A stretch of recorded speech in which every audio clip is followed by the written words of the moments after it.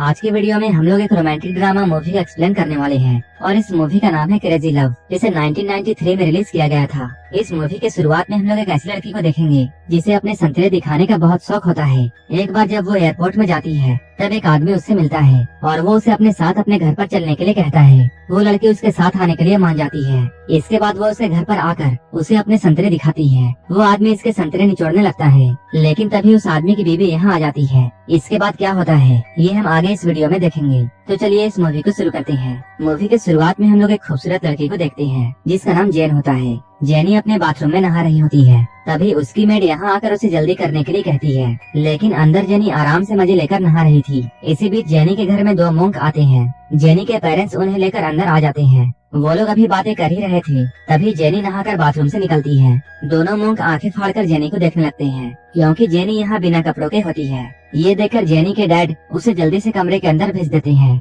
और वो मोंक से माफी मांगते हैं। जेनी कुछ ज्यादा ही खुले विचारों वाली होती है और उसे घर में कपड़े पहनने की आदत नहीं थी। उसे सबके सामने अपनी अंगों को दिखाना और खास करके अपने संतरों को दिखाना बहुत पसंद था। कुछ देर के बाद मोंक वहाँ से चले जाते हैं। जेनी भी कपड़े पहनकर बाहर आती है। यहाँ से जाने से पहले वो अपने डैड से मिलती है। उसके डैड उसे पैसे देते हुए ये कहते हैं, तुम गंदे लड़कों से दूर रहना और किसी को भी अपने संतरे निचोड़ने मत देना। इसके बाद जेनी अपने माँ से मिलकर एयरपोर्ट के लिए निकल जाती है। गाड़ी में बैठकर वो अपने बॉयफ्रेंड का फोटो निकालती है। उसके बॉयफ्रेंड का नाम चैंग था। इसके बाद जेनी चैंग को कॉल करती है और वो उसे भी अपने साथ यूके आने के लिए कहती है, लेकिन चैंग जेनी को मना कर देता है क्योंकि वो किसी काम में बिजी था। चैंग के मना करने के बाद जेनी उदास हो जाती है। थोड़ी ही देर बाद जेनी एयरपोर्ट पहुंचकर अपने दोस्त एना से मिलती है। एना को उसका बॉयफ्रेंड सू एयरपोर्ट छोड़ने के लिए आया था। इसके बाद सू एना के गले लगकर ये कहता है, काश मेरे पास भी पैसे होते, तब मैं भी तुम्हारे साथ यूके चलता। ये सुनने के बाद जेनी अपना टिकट सू के नाम पर करवा देती है। जेनी के ऐसा करने से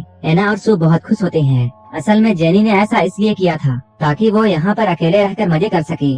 इसके बाद जेनी एना को कुछ लेटर्स देते हुए ये कहती है, यूके जाने के बाद तुम इनमें से एक चिट्ठी हर हफ्ते मेरे पेरेंट्स को भेजना। इसके बाद जेनी एयरपोर्ट से निकलती है। एयरपोर्ट से निकलते हुए उसकी नजर एक कपल पर जाती है। यहाँ हस्बैंड अपनी वाइफ को एयरपोर्ट छोड़ने के लिए आया था, लेकिन उसके वाइफ के जाने के बाद वो आदमी जेनी के पास आकर उससे फ्लर्ट करने लगता है, क्योंकि उसकी वाइफ आज घर पर नहीं रहेगी, इसलिए वो आज रात जेनी के साथ मजे करना चाहता है। पहले तो जेनी उसे मना करती है, लेकिन जब वो देखती है उस आदमी की वाइफ वापस आ रही है, तब वो जानबूझकर उसकी वाइफ को दिखाते हुए उस कार में बैठ जाती है। इसके बाद वो आदमी जेनी को लेकर अपने घर में पहुंच जाता है। यहाँ जेनी फिर से अपने संतरे निकालकर बैठ जाती है। जेनी के संतरों को देखकर वो आदमी जेनी से पूछता है, क्या तुम कोई मॉडल हो? इस पर जेनी कहती है, नहीं, मैं अभी अपनी पढ़ाई पूरी कर रही हूँ। वो आदमी जेनी से कहता है, मैं एक डॉक्टर हूँ। इसके बाद वो जेनी को चेक करने के बहाने उसके संतरे को निचोड़ने लगता है। जेनी उसके इरादों को समझ जाती है, लेकिन जेनी ये बात अच्छे से जानती थी कि उस आदमी की वाइफ कभी भी यहाँ पहुँच सकती है और इसलिए वो उस आदमी को नहीं रोकती है।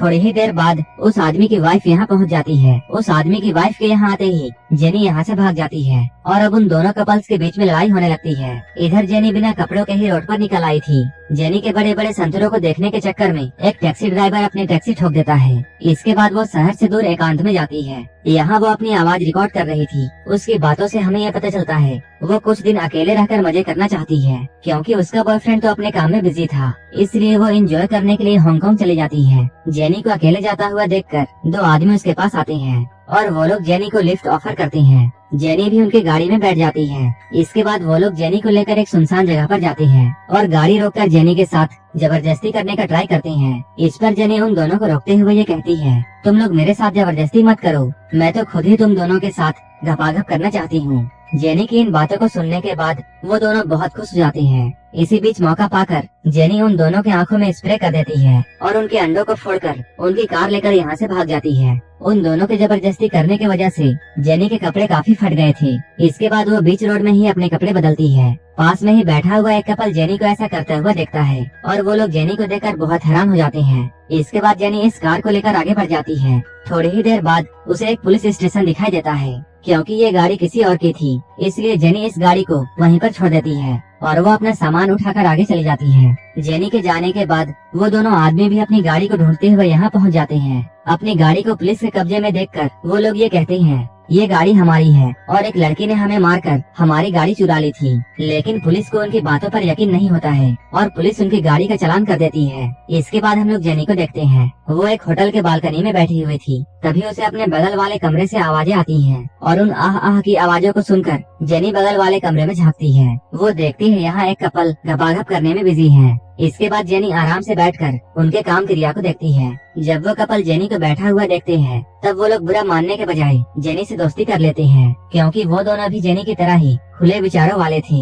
जेनी के पूछने पर वो लड़का अपना नाम योंग बताता है, जबकि लड़की का नाम मैरी होता है। शाम में जेनी उन दोनों के साथ समुंदर किनारे काफी एंजॉय करती है। यहाँ बहुत मस्ती करने के बाद वो तीनों यहीं पर रात गुजारने का फैसला करते हैं। जेनी योंग से पूछती है, तुम मैरी को कब से जानते हो? इस पर योंग जेनी से ये कहता है, मैं जेनी से 3 दिन पहले ही मिला हूँ और मैं अपने लाइफ के हर पल को एंजॉय करना चाहता हूँ। इसके बाद योंग जेनी से आगे कहता है, मैं तब तक किसी रिलेशन में रह सकता हूँ जब तक उस रिलेशन में प्यार का एहसास हो, क्योंकि जब प्यार का एहसास नहीं होता है तब बेकार के रिश्ते का क्या फायदा। जेनी उसकी बातों को ध्यान से सुन रही थी। उसे योंग की हर बात सही लग रही थी। फिर सुबह होने के बाद ये दोनों जेनी को बाय बोलकर यहाँ से निकल जाते हैं। उनके जाने के बाद जेनी अकेले ही यहाँ वहाँ बीच में घूमने लगती है। इसके बाद हम लोग देव को देखते हैं। देव यहीं पर बैठकर जेनी को देख रहा था। इसके बाद जेनी देव के पास जाकर उससे दोस्ती कर लेती है। इसके बाद हम लोग जेनी को देव के घर पर देखते हैं। जेनी थकी हुई होने की वजह से देव के बेड पर ही सो जाती है। इसके बाद वो उठकर देव के साथ खाना खाती है। खाना खाने के बाद ये दोनों बातें करते हैं। यहीं पर जेनी देव से पूछती है, तुमने मुझे जब पहली बार देखा था तब क्या तुम्हें मेरे साथ गपागप करने का मन किया था? ये सुनकर देव हाँ कहता है। इसके बाद ये लोग यहाँ पर एडल्ट बातें करते हैं। इसके बाद जेनी अपने कपड़े उतारकर देव को अपने संतरे निचोड़ने के लिए कहती है। जेनी की बातों को सुनने के बाद देव उसके संतरों को चूसता है। उस दिन के बाद से ही दोनों एक दूसरे के साथ रहने लगते हैं। अब दोनों को एक दूसरे से प्यार हो गया था। ये लोग एक दूसरे के साथ काफी एंजॉय भी करते थे। ये लोग एक दूसरे का साथ पाकर बहुत खुश थे। एक दिन जेनी देव के साथ शॉपिंग के लिए मार्केट जाती है। इसके बाद वो एक दुकान में जाकर अपने लिए चश्मे देखने लगती है। जेनी के रस भरे संतरों को देखकर दुकान का मालिक भी उसके साथ गपागप करने की सोचता है। वो जेनी को पटाने के लिए एक चश्मा और एक कपड़ा उसे फ्री में गिफ्ट में देता है। ये सब देखकर देव को अच्छा नहीं लगता है। फिर वो जेनी को लेकर यहाँ से निकल जाता है, लेकिन दुकानदार उन्हें रोककर शाम में एक बार में आने के लिए कहता है। इसके बाद हम लोग इन तीनों को उस बार में देखते हैं। इस बार में जेनी काफी ज्यादा पी लेती है। इसके बाद वो उस दुकानदार के साथ डांस करने लगती है। इत्तेफाक से वो दोनों गाड़ी वाले लड़के भी यहाँ पहुँच जाते हैं। जेनी को देव के साथ देखकर वो लोग ये समझ जाते हैं देव उसका बॉयफ्रेंड है। इसके बाद वो देव को बाथरूम में आकर ये कहते हैं, जेनी एक धंधे करने वाली लड़की है और वो एक बार गपागप करने के लिए काफी पैसे लेती है। देव इन दोनों से पूछता है, तुम्हें कैसे पता है? इस पर वो दोनों लड़के झूठ बोलते हुए ये कहते हैं, हमने जेनी को पैसे देकर कई बार उसके गुफा के दर्शन किए हैं। लेकिन देव को उनकी बातों पर यकीन नहीं होता है और वो उनकी बातों को इग्नोर करके वॉशरूम से बाहर आ जाता है। बाहर आने के बाद वो देखता है वो दुकानदार जेनी को यहाँ वहाँ टच कर रहा है और जेनी उसे ऐसा करने से नहीं रोक रही है। ये सब देखकर देव का दिल टूट जाता है और वो अपने घर लौट जाता है। देव के यहाँ से जाने के बाद जेनी भी उस दुकानदार से पीछा छुड़ाकर यहाँ से निकल जाती है। देव को अब धीरे धीरे उन दोनों लड़कों की बातों पर यकीन आ गया था। तब देव उसे धंधे वाली कहकर अपने घर से निकाल देता है। अब रात काफी ज्यादा हो चुकी थी, इसलिए जेनी अपनी रात बिताने के लिए एक होटल में एक कमरा लेती है। नेक्स्ट मॉर्निंग जेनी होटल से निकलकर रोड में घूम रही थी। तभी उसकी मुलाकात योंग से होती है। जेनी उसे अपनी और देव के बारे में सारी बातें बताती है। उसकी बातों को सुनने के बाद